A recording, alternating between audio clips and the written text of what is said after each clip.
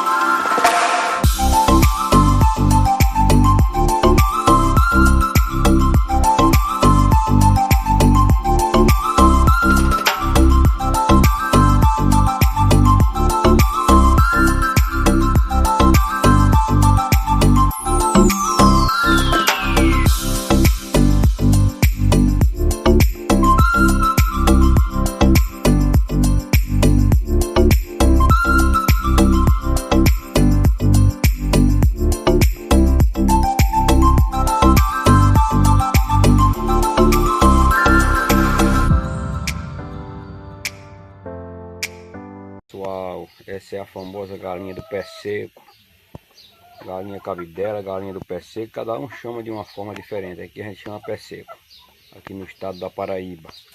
Bom dia, boa tarde, boa noite, boa manhã, boa madrugada, dependendo do lugar que você está nos vendo aí. Deixa aí o seu like, se inscreva no canal e compartilhe o vídeo para nos ajudar. Valeu, um abraço, Deus abençoe. Até o próximo vídeo, querendo Deus.